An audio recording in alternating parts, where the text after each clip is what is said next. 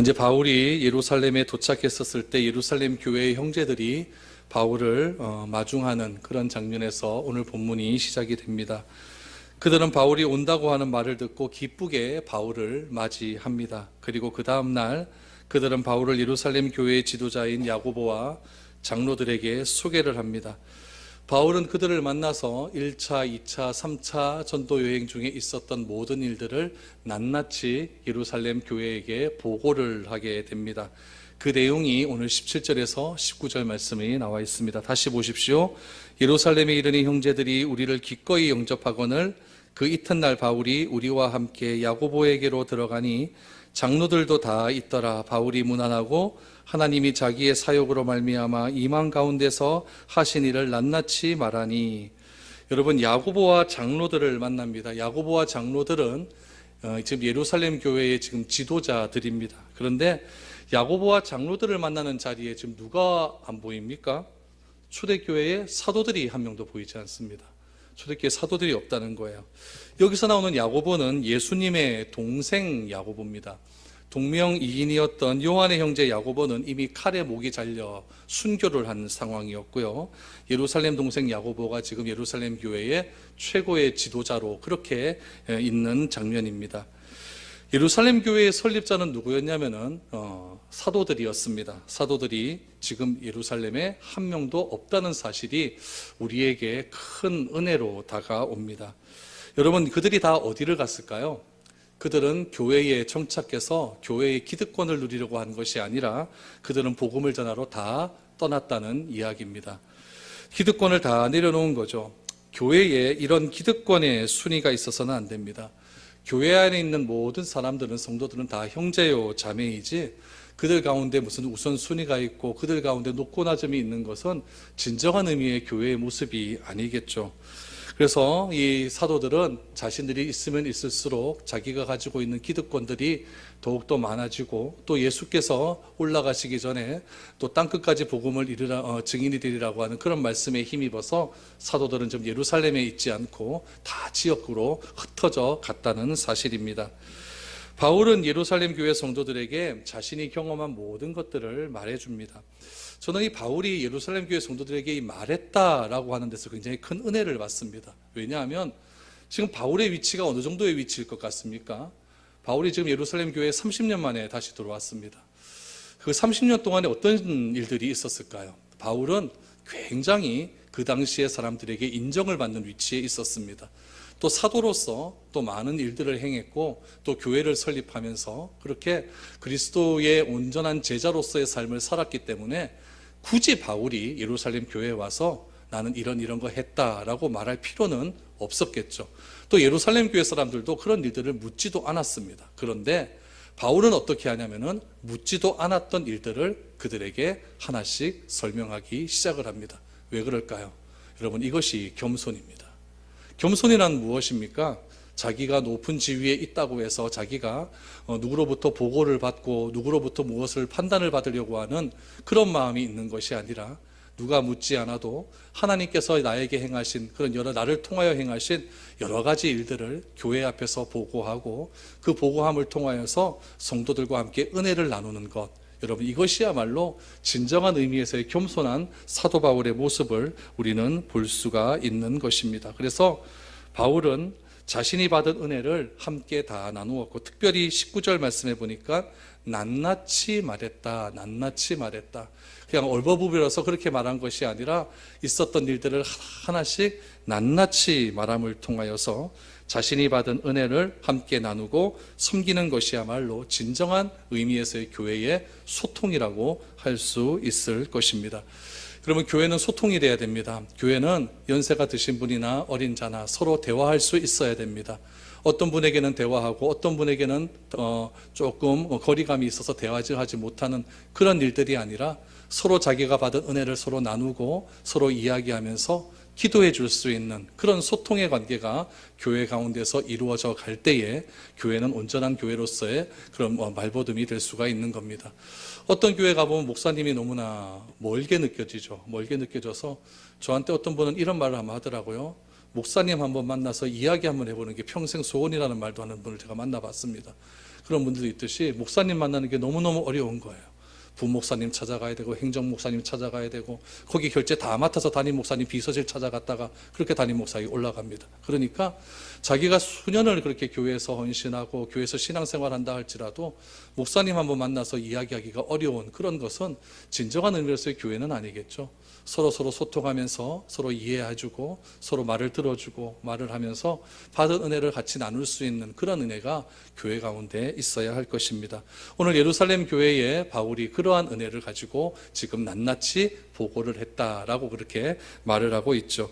그 뒤에 어떤 일이 있었을까요? 20절 보십시오. 그들이 듣고 하나님께 영광을 돌리고 바울더러 이르되 형제여 그래도 보는 바에 유대인 중에 믿는 자 수만 명이 있으니 다 율법의 열성을 가진 자라. 그럼 예루살렘 교회가 굉장히 크게 성장을 했습니다. 그래서 하나님께 영광을 돌리죠. 그들이 예루살렘 교회에 있었던 모든 사람들이 듣고 하나님께 영광을 돌립니다.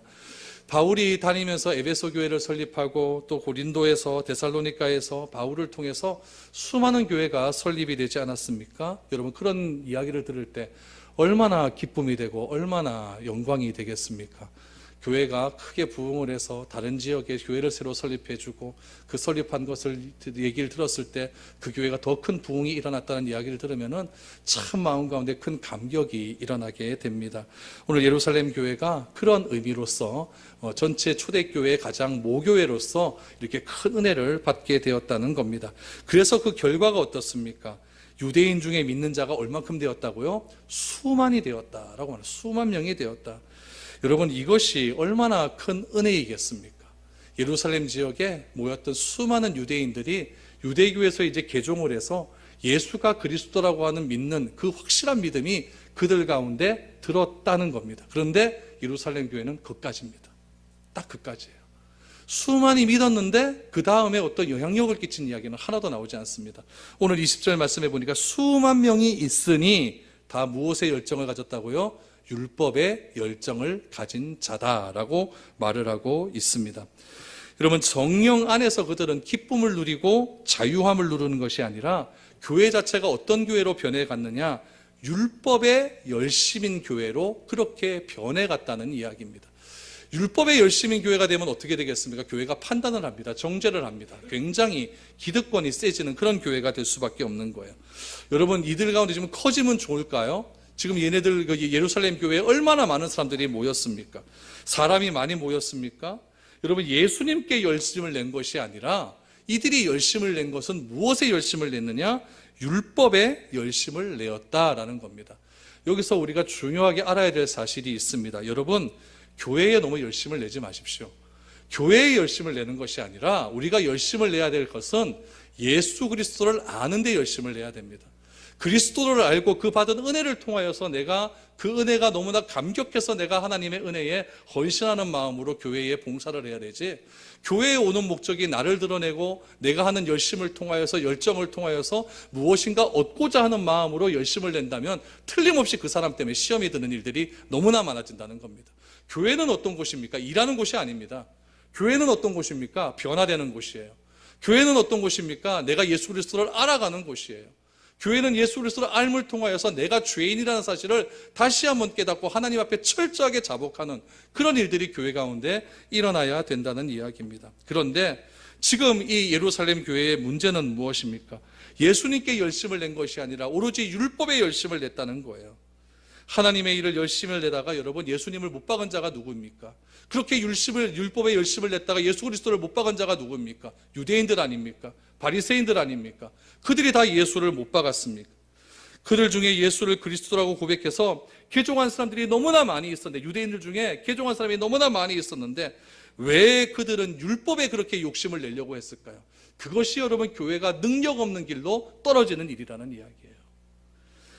예루살렘 교회가 시작된 지 30년이 되었습니다. 역사가 이제 어느 정도 되었죠. 30년 됐으면 꽤 됐습니다. 사도들은 다 떠나갔습니다. 교회에는 사람이 점점 많이 모여들게 됩니다. 그런데 그 모인 사람들이 뭐가 되었느냐? 세력이 되었다는 이야기예요. 이들은 세력이 되어서 율법에 열심을 냅니다. 이런 일들은요, 오늘 이 시대에도 동일하게 일어나고 있습니다. 교회가 설립이 됩니다. 사람이 모입니다. 좋은 교회라고 소문이 났습니다. 그런데 그 교회에 몰려든 사람은 과연 누구이겠습니까? 그 모인 사람들이 무엇에 열심을 내어야 될까요? 진지하게 고민을 해봐야 됩니다. 우리는 과연 무엇을 위해서 이 교회에 다니면서 열심을 내어야 될까요? 여러분, 중요한 것은 이겁니다. 교회 이름이 중요한 것이 아니라 그 교회를 통치하시는 예수 그리스도가 중요합니다. 미래로 교회라고 하는 간판이 중요한 것이 아니라 교회 이름이 브랜드화되어서 각 지교회를 설립하고 그래서 지역에 있는 교회들을 잠식하는 것이 아니라 교회 이름이 중요한 것이 아니라 예수 그리스도가 중요하다는 거예요. 목사 이름이 중요한 것이 아니라 예수 그리스도가 중요한 것이죠. 왜 교회가 더 중요하다는 이유로 예수님이 욕을 먹어야 됩니까? 오늘 이 시대에 판단받는 교회의 이름들을 다 보십시오. 그 교회의 이름 때문에 본질이신 그리스도가 지금 핍박을 받고 있는 것 아니겠습니까? 목사의 이름이 중요할까요? 여러분들의 이름이 중요할까요? 물론 중요하죠. 그러나 그것보다 더 중요한 것은 예수 그리스도이십니다. 교회보다 더 중요하고 사람들보다 더 중요한 분은 바로 예수 그리스도. 그분의 이름이 교회를 통하여 드러나야 되지, 그분의 이름이 드러나는 것이 아니라 교회 이름이 드러나고 사람 이름이 드러나고 어느 교회는 누가 다니더라 그러니까 우리도 그쪽으로 한번 가보자, 이런 식으로 해서 세력이 모이게 되어지면은 교회는 오늘 예루살렘 교회처럼 율법의 열심인 그런 교회가 될 수밖에 없다는 이야기입니다. 여러분 보십시오. 교회가 이렇게 되자 예루살렘 교회의 장로와 예루살렘 교회의 최고 지도자인 야고보가 두려워하기 시작을 합니다. 지금 누구 앞에서 두려워합니까? 본질을 증거하는 바울 앞에서 율법의 열심을 내고 있는 그 교회의 지도자들이 두려워하는데, 사람을 두려워해서 어떤 일을 말하는가? 21절 22절부터 보십시오. 내가 이방에 있는 모든 유대인들을 가르치되 모세를 배반하고 아들들에게 할례를 행하지 말고 또 관습을 지키지 말라 한 다음을 그들이 들었도다. 그러면 어찌할꼬? 그들이 필연 그대가 온 것을 들으리니 라고 말합니다. 무슨 말입니까? 이 말씀에 보니까 예루살렘 교회 지도자들이 지금 염려와 근심이 굉장히 많습니다. 누구 때문에요? 바울 때문에 근심이 많은 거예요. 바울은 어떤 사람이었습니까? 우리가 구원을 얻는 것은 할례로 구원을 얻는 것이 아니라 율법의 행함으로 구원을 얻는 것이 아니라 예수를 그리스도로 믿는 믿음으로 구원을 얻는다라고 유대인들에게 그렇게 떠들고 다녔습니다. 그런데 예루살렘 교회에 있는 사람들은 다 누구들입니까? 율법에 열심을 냈으니까 무엇을 못 버리는 거예요? 예수를 그리스도라고 믿으면서도 할례 받는 것을 버리지 못하는 거죠. 오늘 21절 말씀을 다시 한번 보십시오. 21절에 보니까 내가 이방에 있는 모든 유대인들을 가르치되, 바울이 1차, 2차 전도여행을 다니면서 유대인들을 가르쳤습니다. 무엇이라고 말합니까? 할례 행하지 말고 율법이나 관습 지키지 마라. 그게 구원에 있어서 중요한 것은 아니라고 가르쳤다는 얘기예요. 그런데 그 이야기를 누가 들었다? 예루살렘에 있는 사람들이 듣고 있다는 거예요. 또 바울이 예루살렘의 교회에 왔다는 것을 예루살렘의 교회에 있는 유대인들이 다 듣고 있다는 거예요. 그러면 이 문제를 어떻게 해결해야 될 것인가? 여러분, 유대인들 사이에서는 지금 바울이 할례의 전통을 부인하고 오로지 예수를 믿음으로 말미암아 구원을 얻는다라고 하는 진실된 본질인 복음을 증거하다 보니까 유대인들 사이에서 바울을 시기하는 무리들이 생기기 시작을 한 겁니다. 바울이 한 이야기들은 모두 다 유대인들이 가지고 있는 역사적 전통에 기인을 합니다. 그러니까 유대인들이 가지고 있는 역사적 전통은 무엇이냐면은 할례를 받아야 된다는 거죠. 우리가 철저하게 절기를 지켜야 되고 그 절기를 통해서 우리가 하나님께 구원을 얻는다, 이렇게 그들은 알고 있습니다. 근데 바울은 이 사실을 어떻게 합니까? 부인을 하잖아요. 그러니까 지금 예루살렘 교회에 있는 유대인들이 들썩들썩 한다는 거예요. 그렇게 들썩들썩 해보면 교회가 불안해질 것 같으니까 누가 두려워합니까? 교회의 지도자가 불안해하기 시작을 하는 거예요. 예루살렘 교회가 여러분 처음에는 어땠습니까? 우리 사도행전 1장부터 지금까지 쭉 보고 있는데 처음에는 고난과 핍박 속에서도 흔들리지 않았습니다. 여러분, 예루살렘 교회가 처음에 오순절에 다락방에 놀라운 능력을 받고 얼마나 엄청난 일들을 행했습니까? 베드로와 요한이 여러분 관원들에게 잡혀가가지고 그렇게 신분을 받고 너 다시는 복음을 증거하면은 가만 안 두겠다라고 했을 때 베드로가 한 말이 무엇입니까? 다른 이로서는 구원을 얻을 수 없다. 천하 인간의 구원을 얻을 만한 다른 이름을 우리에게 주신 적이 없다. 내가 하나님의 말씀을 들으랴, 너의 말을 들으랴, 판단하여 보라. 이렇게 담대하게 복음을 증거했던 그 예루살렘의 교회가 지금 어떻습니까? 어렵고 힘든 일, 조금 어려운 좀 갈등적인 일이 일어났었을 때 교회 자체가 지금 흔들리고 있는 장면을 보고 있는 거예요.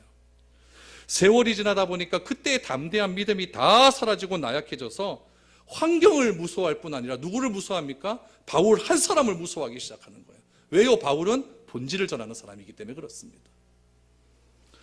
오순절 성령의 역사가 일어났었을 때 예루살렘에 얼마나 찬란한 복음의 능력이 나타났습니까? 그러나 지금은 얼마나 모습이 다릅니까?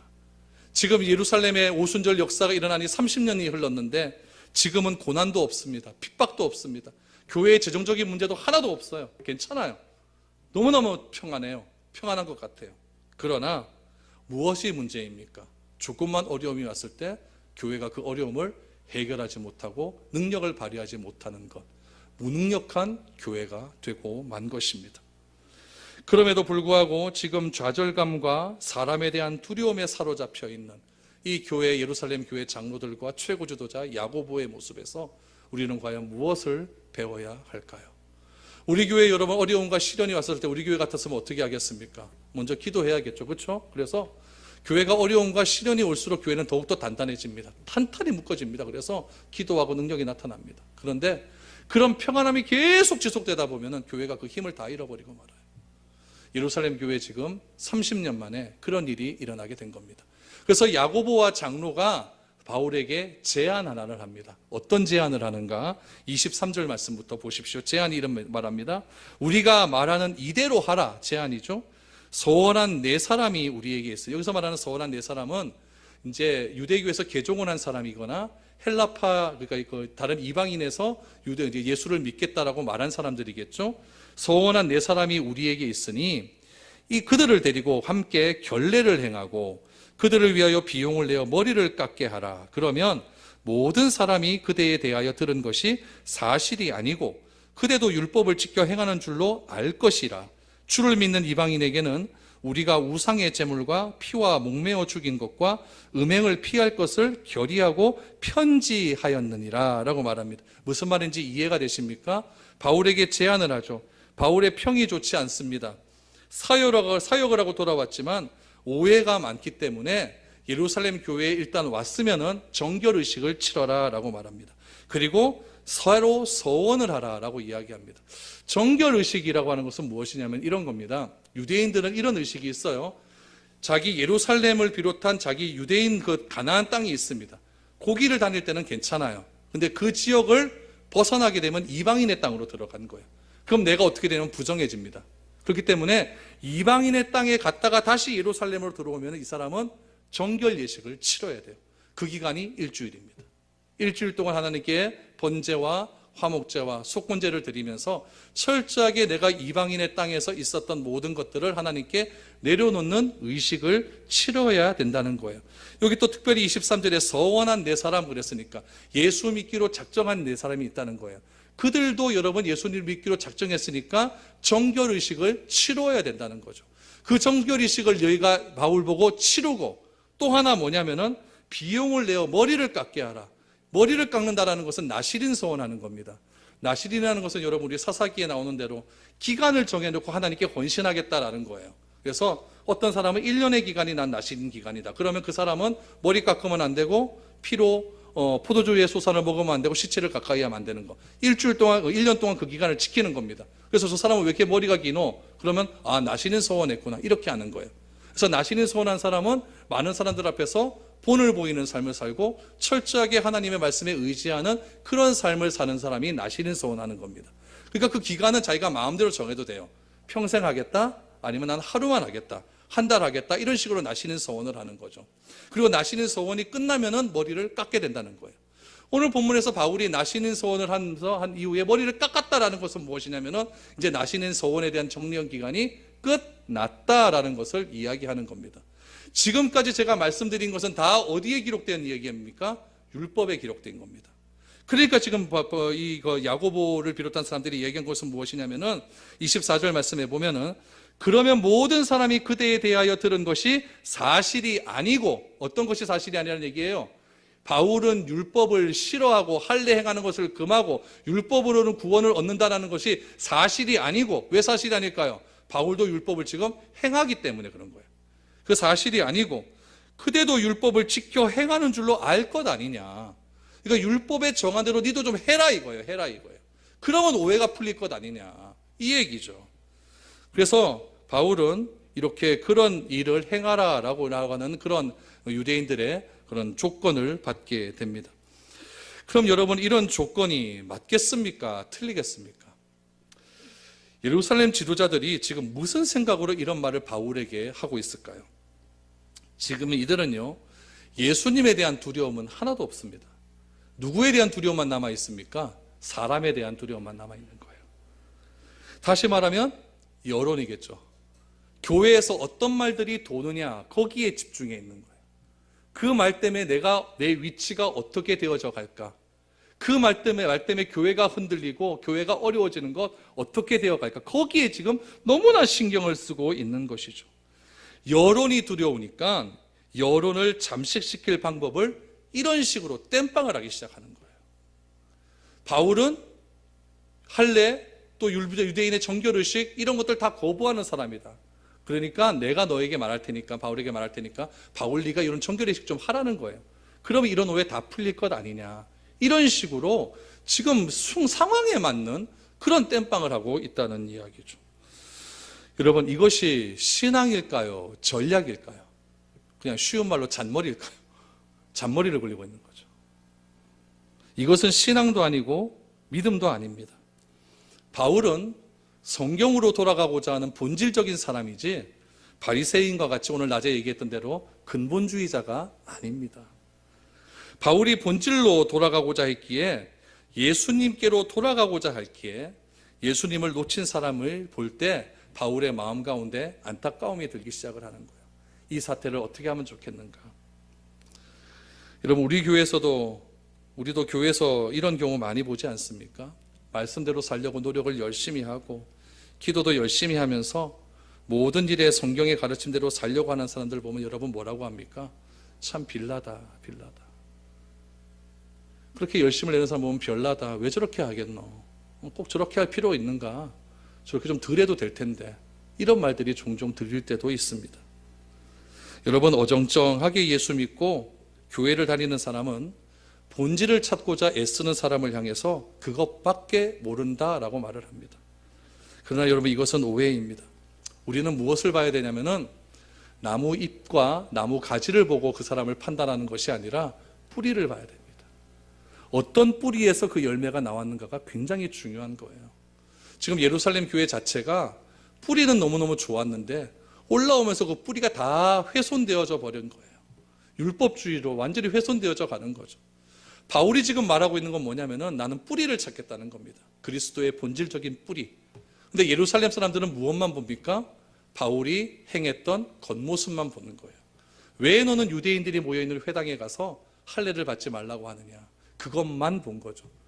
바울이 말하고자 하는 것은 할례를 받고 안 받고가 중요한 것이 아니라 무엇을 시인해야 된다? 예수가 그리스도라는 것을 시인하면 되는데 왜 할례라고 하는 전통에 얽매여서 그렇게 사람을 올가미에 묶느냐 이겁니다. 그래서 예루살렘 교회 사람들은 이런 식으로 바울에게 지금 제도와 관습에 묶어서 그렇게 지금 바울에게 요구를 하고 있는 것입니다. 이처럼 여러분, 본질로 돌아가고자 하는 사람은 매일 부딪히고 사람들과 적대시하는 관계들이 굉장히 많아지게 됩니다. 바울은 본질을 추구하고 본질을 추구하는 신앙이 되어야 한다라고 했습니다. 그러나 이런 몸부림은 본질과 멀어진 사람으로부터 오해와 박해를 또 비난을 받게 된다는 이야기입니다. 오늘 설교의 제목이 무엇입니까? 예루살렘에서의 소동이 아닙니까? 이제 드디어 예루살렘에서 소동이 일어나게 됩니다. 무엇 때문에 그럴까요? 여러분 27절, 29절부터 보십시오. 그 이레가 거의 참에, 이레는 무엇입니까? 정결의식이라고 그랬죠. 이방인의 땅에 들어오면 다시 와야 되는 정결의식. 그 이레가 거의 참에 아시아로부터 온 유대인들이 성전에서 바울을 보고 모든 무리를 충동하여 그를 붙들고 외치되 이스라엘 사람들아 도우라. 이 사람은 각처에서 우리 백성과 율법과 이곳을 비방하여 모든 사람을 가르치는 자인데 또 헬라인을 데리고 성전에 들어가서 이 거룩한 곳을 더럽혔다 하니 이는 그들이 전에 에베소 사람 드로비모가 바울과 함께 시내에 있음을 보고 바울이 그를 성전에 데려간 줄로 생각함이러라 라고 말합니다. 여러분 이 말씀을 잘 보십시오. 정결교대 7회를 마치고 아시아에서 온, 터키에서 온 유대인들을 만나게 됩니다. 근데 문제는 무엇이냐면은 바울을 잡으려고 선동하고 충동하는 이유가 무엇이었냐면은 29절 때 보면은 무슨 말이 나오냐면은 에베소 사람 드로비보라고 하는 사람이 나옵니다. 이 드로비보가 바울과 함께 시내에 있었습니다. 예루살렘 시내에 있었다는 이야기죠. 근데 그것을 보고 아시아에서 온 유대인들이 무엇이라고 얘기했냐? 아시아는 에베소도 같은 동네 아닙니까? 그러니까 이 아시아에서 온 유대인들이 드로비보를 아는 거예요. 이 사람들이 뭐라고 얘기했냐면은 바울이 드로비보를 데리고 어디에 들어갔다? 성전에 들어갔다는 거예요. 성전 회방자가 됩니다. 이방인들은 절대 성전에 들어오지 못합니다. 그러나 여러분 이것은 굉장히 오해를 한 일이죠. 바울이 드로비보를 데리고 들어갔다고 하는 성전의 뜰은요, 이방인들이 절대 들어오지 못합니다. 어떻게 되어 있냐면은 성전이 가운데 있으면은 그 성전 테두리에는, 그 테두리는 누가 들어갈 수 있는 곳이냐면은 유대인들 남자만 들어갈 수 있는 곳입니다. 그 밖에는 누구냐면은 이방인들 남자가 들어가는 곳이죠. 그 밖에는 무엇이냐면 여인들과 어린이들이 들어가는 그런 뜰들이 있습니다. 그러니까 예수님이 어머니와 아버지가 유월절에 갔을 때 헤어지는 이유가 무엇이었냐면은 뜰이 다르기 때문에 그런 거예요. 그러니까 헤어질 수밖에 없죠. 지금 그 유대의 전통의 의식에 보면은 이방인 뜰에서 유대인들이 들어갈 수 있는 안뜰로 들어가기 위해서는 문을 통과해야 되는데 그 문에 보면은 경고문이 딱 붙여 있습니다. 어떤 경고문이 붙어 있냐면은 이 유대인의 뜰 안에 함부로 들어오는 자는 죽음을 면치 못할 것이다. 그 죽음의 책임은 본인에게 있다. 이런 경고문이 있습니다. 그럼 누구에게 한 말이겠습니까? 이방인에게 한 말이에요. 이방인은 절대 유대인의 뜰로 들어올 수 없다는 것을 모든 사람이 다 알고 있는 내용입니다. 바울이 드로비보를 지금 시내에 데리고 다녔다는 것은 무엇이냐면은 그냥 예수 믿고 아는 사람 데리고 다닐 수도 있는 거죠. 근데 그 당시에 소동을 일으켰던 사람은 무엇이냐면은 그냥 어설프게 보고 혹시 이럴 수도 있죠. 성전 근처에서 나오는 걸 보고 아, 바울이 이방인을 유대인의 뜰 안으로 데리고 들어갔다라고 지금 유언비어를 퍼뜨리고 있는 거예요. 이런 유언비어를 터뜨리면서 예루살렘 시내 가운데 엄청난 소동이 일어나게 되었다는 이야기입니다. 또한 무엇을 이야기하느냐? 율법과 유대인을 비방했다라고 이야기합니다. 율법과 유대인을 비방하는 건 결국 또 할례 문제입니다. 할례를 행함으로 구원을 얻는다라고 하는 것은 여러분 율법 유대인들의 전통인데 그것을 부인해 버리니까 이것을 지키는 유대인도 지금 부인한 거고 율법도 부인한 것이다. 이렇게 얘기한 거죠. 그럼 여러분 바울이 유대인을 비방했습니까? 비방 안 했습니까? 바울은 절대 유대인을 비방한 사람이 아닙니다. 바울이 여러분 유대인을 얼마나 사랑했냐면은 이만큼 사랑했죠. 로마서에 보면 나오지 않습니까? 바울이 동족 유대인을 사랑하되 바울이 그들이 그리스도께 돌아오기만 한다면은 나의 이름을 생명책에 내 목숨과도 바꾸어도 좋다라고 고백을 하지 않습니까? 바울은 그 정도로 자신의 유대인들이 그리스도께 돌아오기를 간절히 바랬던 사람입니다. 그런 유대인들이 바울의 이런 마음을 하나도 알지 못한 채 오해를 하면서 바울이 지금 유대인들을 비방했다, 율법을 비방했다, 유대인들의 전통인 이방인을 데리고 지금 유대인의 뜰 안으로 들어갔다, 이런 어처구니가 없는 오해를 씌워서 지금 소동을 일으키는 장면을 보게 되었다는 이야기입니다. 여러분, 오늘날에도 보면은 많은 소동들이 있습니다. 많은 집회들이 있습니다. 그 소동의 원인을 우리가 분명하게 알아야 됩니다. 혹시라도 유대인 중에서 이 소동의 원인을 분명하게 알고 바울이 왜 그렇게 했는지를 분명하게 알았다고 한다면 그 소동에 참여를 안 했겠죠. 그러나 사람이 몰리는 곳에는 다른 사람도 몰려가게 되어 있습니다. 군중 심리가 그래요. 무슨 일이 있나 보면서 그냥 뭣도 모르고 우르르 따라가는 거예요. 지금 바울이 예루살렘에 들어오자 예루살렘에 있었던 상황이 지금 이런 상황에 의해서 지금 예루살렘에 큰 소동이 일어나기 시작을 했다는 이야기입니다. 30절을 보십시오. 온 성이 소동하여 백성이 달려와 모여 바울을 잡아 성전 밖으로 끌고 나가니 문들이 곧 닫히더라. 여러분 30절에 성전이라고 하는 단어가 나옵니다. 이 성전이라고 하는 단어가 오늘 이 사도행전 21장 30절 이후로 사도행전에서 한 번도 등장을 하지 않습니다. 특별히 좀 안타까운 사건은 무엇이냐면은 한 번도 등장하지 않는 성전을 어떻게 지금 묘사하고 있냐면은 문이 닫혔다라고 말을 합니다. 닫혔다. 이후에 성전은 얼마 있지 않아 무너지게 됩니다. 만인이 와서 기도하는 집에 지금 어떤 일이 일어납니까? 소동이 일어났습니다. 예수님께서는 내 집은 만민이 기도하는 집이라고 그랬잖아요. 그럼 그 집에서 기도를 해야죠. 근데 그 집에 와서 소동을 일으키니 결국 여러분 예수님이 계신 그 하나님이 계신 성전은 무너지지 않을 수 없는 것입니다.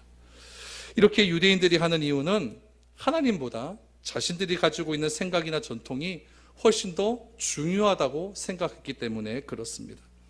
하나님을 믿다가 누구를 더 믿냐면 자기 자신을 더 믿게 되는 거죠. 지금 이런 상황이 벌어졌는데 바울이 이런 어려움을 당하게 되었는데 여러분 예루살렘 교인들은 어디에 있습니까? 한 사람도 나와서 바울을 변호해 주는 사람은 없었습니다. 더 웃긴 건 뭔지 압니까? 바울이 앞쪽에서 자기가 선교했던 이야기를 다 들었을 때 하나님의 은혜에 감사했습니까? 안 했습니까? 감사했습니다. 그 감사하고 은혜를 받았던 사람들은 지금 이 자리에 한 명도 없습니다. 한 명도 없습니다. 이것이 교회의 비극입니다. 본질을 추구하는 사람이 앞에 나서서 그 본질을 외치고 그 본질을 외치면서 불의와 맞서 싸울 때 그 본질을 따라가는 사람이 앞에서는 맞다 그렇게 맞장구 쳐주면서 진정으로 그 사람이 어려움에 처했을 때 도와주는 사람은 아무도 없다는 이야기입니다. 그 이야기는 오늘도 그렇고 이때도 똑같은 일인 것 같습니다. 여러분 31절을 보십시오. 소동이 이렇게 일어납니다. 그들이 그를 죽이려 할 때에 온 예루살렘이 요란하다는 소문이 군대의 천부장에게 들림에 그가 급히 군인들과 백부장들을 거느리고 달려내려가니 그들이 천부장과 군인들을 보고 바울 치기를 그치는지라. 이에 천부장이 가까이 가서 바울을 잡아 두 쇠사슬로 결박하라 명하고 그가 누구이며 그가 무슨 일을 하였느냐 물으니 무리 가운데서 어떤 이는 이런 말로 어떤 이는 저런 말로 소리치거늘 천부장이 소동으로 말미암아 진상을 알 수 없어 그를 영내로 데려가라 명하니라. 성전에 어떤 일이 일어나는지를 감시하기 위해서 로마 군인들은요 예루살렘 성전에 보면은 성전 북서쪽에 보면 뭐가 있냐면은 안토니오 망대라고 커다란 망대를 하나 세워놨습니다. 그 안토니오 망대에서 성전 안에를 이렇게 들여다보면은 성전 안에서 행하는 일들이 다 보입니다.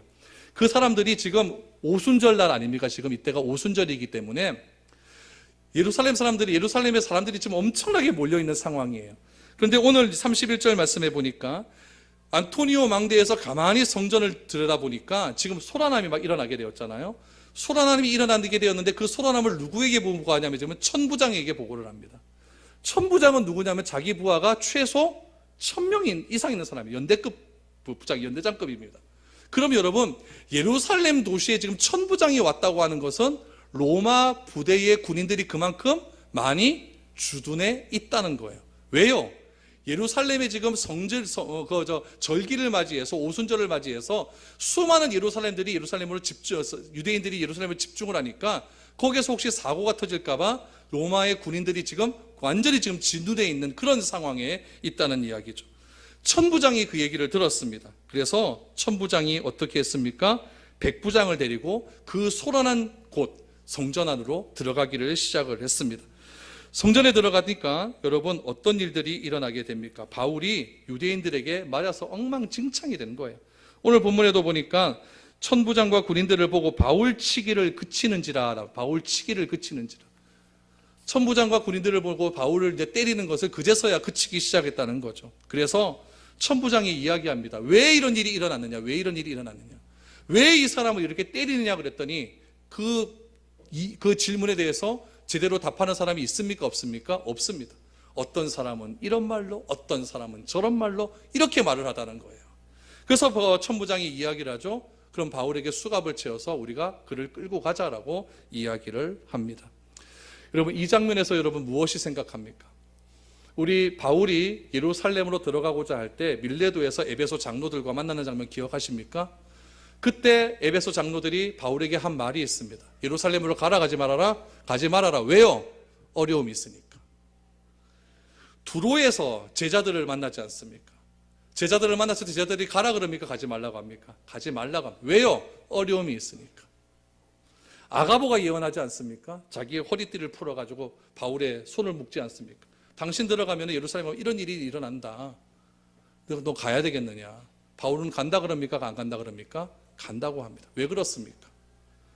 하나님께서 준비시켰기 때문에 그렇습니다. 저는 이 바울이 지금 이 천부장에게 수갑을 채워서 끌려가는 장면이 바울이 그동안 예루살렘으로 들어가겠다고 준비하면서 기도한 기도의 응답의 첫 번째 관문이라는 거죠. 바울은 이렇게 수갑에 채워서 로마로 압송되기 시작을 합니다. 바울이 결국 보고자 하는 곳은 어디였습니까? 로마 아닙니까? 로마로 왜 가고자 했습니까? 로마를 가기 위해서는 예루살렘을 거쳐가야 된다라고 말을 합니다. 그런데 하나님께서 어떤 방법으로 그렇게 이루어 가십니까? 바울을 호되게 고난시키는 방법으로. 사람들에게 다 말을 했습니다. 예루살렘에 들어가면 바울은 고난을 받는다. 바울은 그걸 알고 들어가지 않습니까? 그러면서 바울이 그동안 기도한 기도 제목이 이렇게 이루어지고 있다는 겁니다. 여러분, 하나님의 이런 방법 여러분 수용할 수 있겠습니까? 저는 이 장면을 보면서 하나님이 도무지 이해가 되지 않았습니다. 왜 바울에게 저런 어려움을 줄까? 그러나 여러분, 끝까지 견디고 인내하시면 오늘의 이 고난의 문제가 성경적으로 해석될 줄 믿습니다. 바울은 지금 그거를 아는 거예요. 내 삶 속에서 도저히 인정하기 어려운 일이 닥칠 때 하나님을 인정할 수 있기를 바랍니다. 바울은 지금 이때에 하나님을 인정하기 시작한 거예요. 이 35절 36절을 보십시오. 바울이 층대에 이를 때에 무리의 폭행으로 말미암아 군사들에게 들어가니 이는 백성의 무리가 그를 없이 하고자 외치며 따라감이라 라고 말합니다. 여러분, 그 수많은 무리들이 무엇이라고 이야기합니까? 백성들이 바울을 향해서 36절에 보니까 없이 하소서라고 말해요. 없이 하소서. 바울을 죽이라는 이야기입니다. 여러분, 이 바울을 향해서 이 백성들이 없이 하소서라고 하는 이 말은 예수님께도 들었던 말입니다. 우리 성경 구절 한번 찾아볼까요? 요한복음 19장을 한번 찾아보십시오. 19장 15절. 요한복음 19장 15절을 한번 보시기 바랍니다.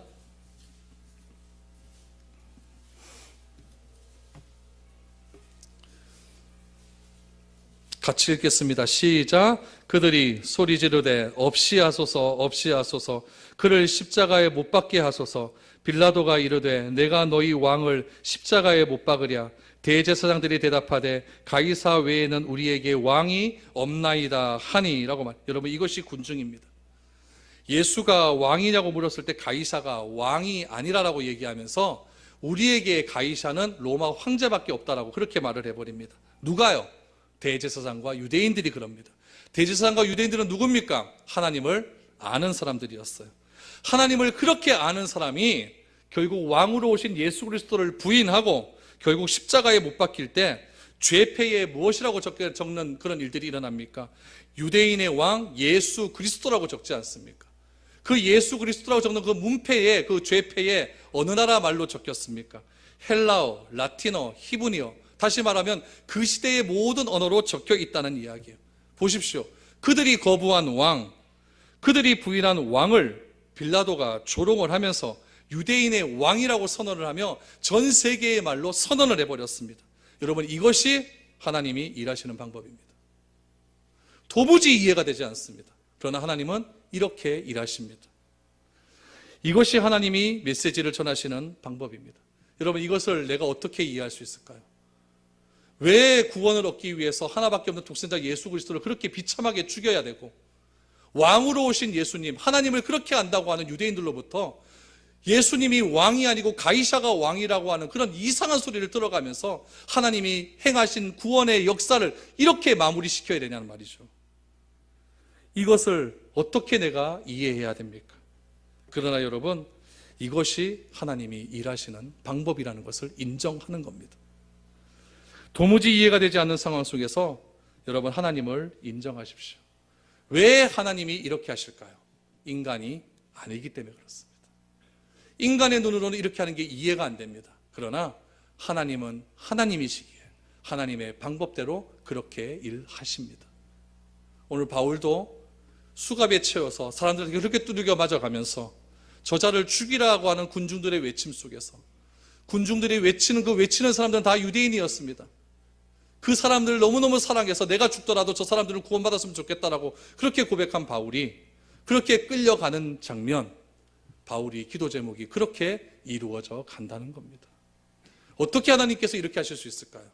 그게 하나님의 방법입니다. 나는 도저히 이해가 안 됩니다. 그러나 하나님이시기에 하나님은 하나님의 방법대로 그렇게 끌고 가신다는 이야기입니다. 하나님이 올해 무슨 일을 행하실지 저는 하나도 모르겠습니다. 여러분들의 삶들에도 하나님께서 어떻게 행하실지 모르겠습니다. 그 일이 도무지 내 상식에 맞지 않고 도무지 내 이성에 맞지 않고 내 경험에 맞지 않는 그런 일이 시작되었을 때 그때 하나님을 인정하십시오. 이것이 하나님이 일하시는 방법이구나.